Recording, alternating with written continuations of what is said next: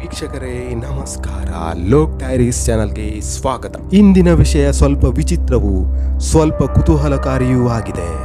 ನಾವು ಪ್ರತಿದಿನ ಊಟದಲ್ಲಿ ತಿನ್ನುವ ಸಾಮಾನ್ಯ ಈರುಳ್ಳಿ, ಆದರೆ ಅದು ಕನಸಿನಲ್ಲಿ ಬಂದರೆ ಅದರ ಅರ್ಥವೇನು? ಸ್ವಪ್ನಶಾಸ್ತ್ರ, ವೈಜ್ಞಾನಿಕ, ಧಾರ್ಮಿಕ ಮತ್ತು ಸಾಮಾಜಿಕ ದೃಷ್ಟಿಯಿಂದ ಈ ವಿಷಯವನ್ನು ಅನ್ವೇಷಿಸೋಣ. ಸ್ವಪ್ನಶಾಸ್ತ್ರದ ದೃಷ್ಟಿಕೋನ. ಪ್ರಾಚೀನ ಸ್ವಪ್ನಶಾಸ್ತ್ರ ಗ್ರಂಥಗಳಲ್ಲಿ ಈರುಳ್ಳಿ ಕನಸು ಸಾಮಾನ್ಯವಾಗಿ ಅಂತರಂಗದ ಭಾವನೆಗಳನ್ನು ಸೂಚಿಸುತ್ತದೆ. ಈರುಳ್ಳಿಗೆ ಹಂತ ಹಂತದ ಪದರಗಳಿರುವಂತೆ ನಿಮ್ಮ ಮನಸ್ಸಿನಲ್ಲೂ ರಹಸ್ಯ ಭಾವನೆಗಳು, ಅಡಗಿದ ವಿಚಾರಗಳು, ನೋವುಗಳು ಇದ್ದು ಅವು ಒಂದೊಂದಾಗಿ ಹೊರಬರುತ್ತಿವೆ ಎನ್ನುವುದರ ಸೂಚನೆಯಾಗಿದೆ. ಕನಸಿನಲ್ಲಿ ತಾಜಾ ಹಸಿರು ಈರುಳ್ಳಿ ಕಂಡರೆ ಹೊಸ ಪ್ರಾರಂಭ, ಆರೋಗ್ಯ, ಶುದ್ಧ ಮನಸ್ಸು ಎಂದು ಹೇಳುತ್ತಾರೆ. ಆದರೆ ಹಾಳಾದ ಅಥವಾ ಕೆಟ್ಟ ವಾಸನೆಯ ಈರುಳ್ಳಿ ಕಂಡರೆ ಕಷ್ಟಗಳು, ವಂಚನೆ, ಅಡಗಿದ ನೋವು ಎಂದು ಅರ್ಥೈಸುತ್ತಾರೆ. ವೈಜ್ಞಾನಿಕ ದೃಷ್ಟಿಕೋನದಲ್ಲಿ ಕನಸುಗಳು ನಮ್ಮ ಅನುವಂಶೀಯ ನೆನಪು, ದಿನನಿತ್ಯದ ಅನುಭವ ಮತ್ತು ಮೆದುಳಿನ ಅಡಗಿದ ಚಿಂತನೆಗಳ ಪ್ರತಿಬಿಂಬವಾಗಿದೆ. ನಾವು ದಿನನಿತ್ಯ ಬಳಸುವ ಈರುಳ್ಳಿ ನಮ್ಮ ಅಡುಗೆ ಸಂಸ್ಕೃತಿಯ ಒಂದು ಭಾಗವಾಗಿದೆ. ಅದನ್ನು ಮೆದುಳು ಸ್ಮರಣೆಯಿಂದ ಕನಸಿನಲ್ಲಿ ತಂದುಕೊಳ್ಳಬಹುದು. ಮನೋಶಾಸ್ತ್ರಜ್ಞರ ಪ್ರಕಾರ ಈರುಳ್ಳಿಯನ್ನು ಕತ್ತರಿಸುವಾಗ ಕಣ್ಣೀರು ಬರುತ್ತದೆ. ಆದ್ದರಿಂದ ಕನಸಿನಲ್ಲಿ ಈರುಳ್ಳಿ ಕಾಣುವುದು ಅಡಗಿದ ಭಾವನೆಗಳನ್ನು ಬಿಡುಗಡೆ ಮಾಡಲು ಮನಸ್ಸು ಬಯಸುತ್ತಿದೆ ಎಂಬ ಸೂಚನೆಯಾಗಿದೆ. ನಿಮ್ಮ ಆಹಾರ ಪದ್ಧತಿ ಅಥವಾ ದೈಹಿಕ ಆರೋಗ್ಯ ಕೂಡ ಕನಸಿನಲ್ಲಿ ಪ್ರತಿಫಲಿಸಬಹುದು. ಧಾರ್ಮಿಕ ದೃಷ್ಟಿಕೋನ. ಹಿಂದೂ ಧರ್ಮದಲ್ಲಿ ಈರುಳ್ಳಿ ತಮೋಗುಣಕ್ಕೆ ಸೇರಿದುದು ಎಂದು ಹೇಳಲಾಗುತ್ತದೆ. ಅದನ್ನು ದೇವರ ಪೂಜೆಯಲ್ಲಿ ಬಳಸುವುದಿಲ್ಲ.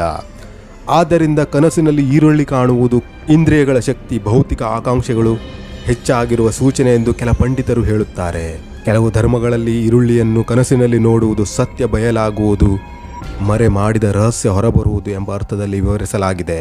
ಈರುಳ್ಳಿ ಪದರಗಳನ್ನು ಬಿಚ್ಚಿ ಆಂತರಿಕ ಸತ್ಯವನ್ನು ಅರಿಯುವ ಸಂಕೇತ. ಸಾಮಾಜಿಕ ದೃಷ್ಟಿಕೋನದಲ್ಲಿ ನಮ್ಮ ಸಮಾಜದಲ್ಲಿ ಈರುಳ್ಳಿ ಅನ್ನದ ಅವಿಭಾಜ್ಯ ಅಂಗವಾಗಿದೆ. ಅದು ಬೆಲೆಯಿಂದಲೂ ಲಭ್ಯತೆಯಿಂದಲೂ ಜನರ ಬದುಕನ್ನು ನೇರವಾಗಿ ಪ್ರಭಾವಿಸುತ್ತದೆ. ಕನಸಿನಲ್ಲಿ ಈರುಳ್ಳಿ ಕಾಣುವುದು ಬಾಳಿನ ಅಸ್ತಿತ್ವ, ಕುಟುಂಬದ ಅಗತ್ಯಗಳು ನೆನಪಾಗುವುದು. ಕೆಲವರು ಹೇಳುವಂತೆ ಮಾರುಕಟ್ಟೆಯಲ್ಲಿ ಈರುಳ್ಳಿ ಬೆಲೆ ಏರಿಕೆ ಇಳಿಕೆ ಆಗುವ ಸಮಯದಲ್ಲಿ ಜನರು ಅದನ್ನು ಹೆಚ್ಚು ಚರ್ಚಿಸುತ್ತಾರೆ. ಆದ್ದರಿಂದ ಕನಸಿಗೂ ತರುವುದು ಸಹಜವಾಗಿದೆ. ಸ್ವಪ್ನಶಾಸ್ತ್ರದಲ್ಲಿ ಕನಸಿನಲ್ಲಿ ಈರುಳ್ಳಿ ಅರ್ಥಗಳು ಹೀಗೂ ಇವೆ. ಕನಸಿನಲ್ಲಿ ಈರುಳ್ಳಿ ಕಾಣುವುದು ಆರ್ಥಿಕ ಲಾಭ, ಸಂಪತ್ತು ಅಥವಾ ಹಣದ ಪ್ರಾಪ್ತಿಯ ಸಂಕೇತವಾಗಿ ಪರಿಗಣಿಸಲಾಗುತ್ತದೆ.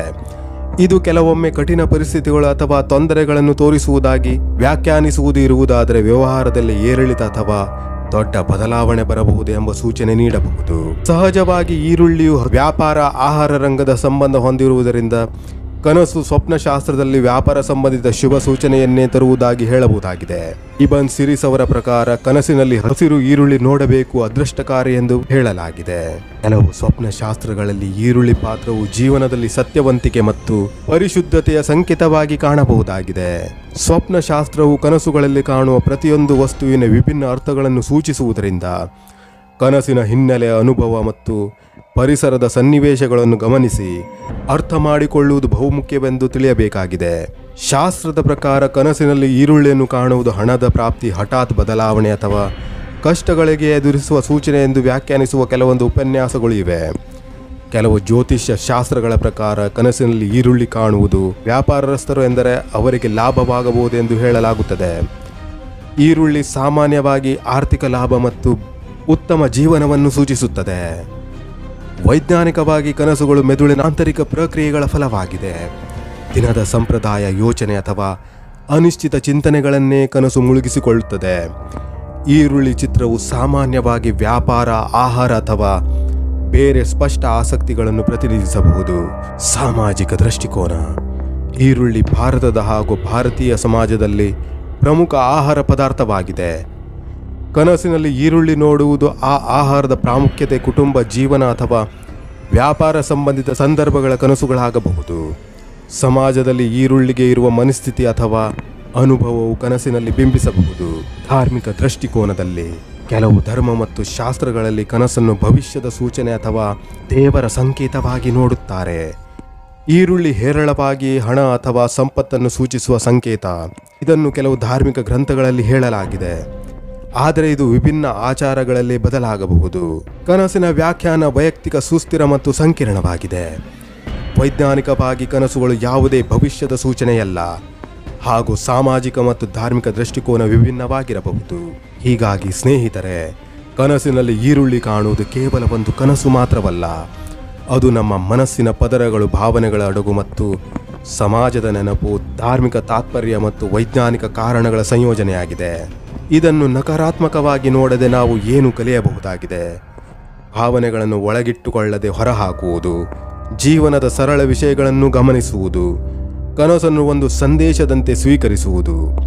ಈ ವಿಡಿಯೋ ನಿಮಗೆ ಉಪಯುಕ್ತವಾಯಿತು ಎಂದು ಭಾವಿಸುತ್ತೇನೆ. ಕನಸಿನಲ್ಲಿ ನೀವು ಕಂಡ ವಿಚಿತ್ರ ವಿಷಯಗಳ ಅನುಭವಗಳನ್ನು ಕಾಮೆಂಟ್ ಬಾಕ್ಸ್ನಲ್ಲಿ ಹಂಚಿಕೊಳ್ಳಿ. ಇಂಥ ಇನ್ನಷ್ಟು ಆಸಕ್ತಿದಾಯಕ ಕನಸುಗಳ ವಿಶ್ಲೇಷಣೆಗಾಗಿ ನಮ್ಮ ಲೋಕ್ ಡೈರೀಸ್ ಚಾನಲನ್ನು ಸಬ್ಸ್ಕ್ರೈಬ್ ಮಾಡಿ. ವೀಕ್ಷಕರೇ, ಇವಿಷ್ಟು ಈ ವಿಡಿಯೋದ ಮಾಹಿತಿಗಳು. ಮುಂದಿನ ವಿಡಿಯೋದಲ್ಲಿ ಮತ್ತೆ ಭೇಟಿಯಾಗುತ್ತೇನೆ. ಅಲ್ಲಿಯವರೆಗೆ ಜೈ ಕರ್ನಾಟಕ, ಜೈ ಭಾರತ. ಧನ್ಯವಾದಗಳು.